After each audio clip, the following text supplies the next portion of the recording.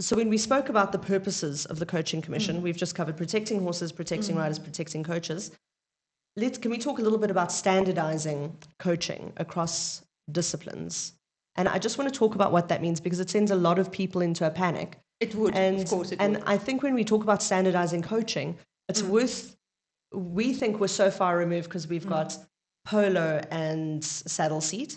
But when you look at the coaching framework that has been proposed, it's so, I want to say it's vague, but it covers all sports. It covers cricket, swimming, hockey, tennis. So it's just putting in a framework for developing people that can develop their pupils, correct? Yes. We need, for the equestrian coaches, we need a situation where, because our starting point is always the same. The starting point is we have a rider, we have a horse. Left, right, stop, go. Exactly, left, right, stop, go. We need to start training. So the first year is everything is the same, and that's what our tech skills course covers. And after the first year, then you can say, okay, I now have the basis together. I can ride in a straight line, and I can turn left, and I can do whatever I want to do.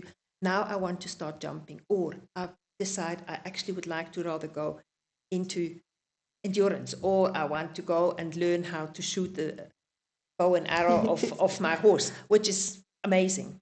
So when I say standardization of coaching, we need to all have the same language, and that's why I feel very strongly that we need to, this first basis of training of horse and rider has to be the same or more or less the same for absolutely everybody, no matter which discipline they go into, so that they all have a basis from which to work from.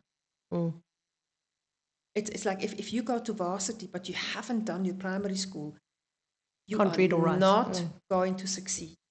You might be an indigo child or a multiple talent of whatever, but the majority of the people needs to learn the basis. They need to walk before they learn to run. I think also what you raised earlier on is there's some similarities in corporate coaching, mindset coaching, which is the mental welfare of the pupil or, the subjects. And obviously it's complicated with horses because you have two. You've got in equestrian sport, you've got these two individuals, which I love. I think it's fantastic. But these commonalities trickle through with good coaching, regardless of what you do. Yes, big time. I think that's fantastic. I'm just big so fascinated about that. As a coach, you need to understand you actually need a little bit of goal setting. Not only that, you also need to understand bodies. Yes. You need to understand the body of the horse and the body of the rider. You need to understand what happens if I tighten my shoulder here, what happens to the horse. So you need to understand body. And the big aspect of a coach is psychology. You need basic understanding of psychologies and types of people and what makes people tick and all of that. Else you cannot tickle the best out of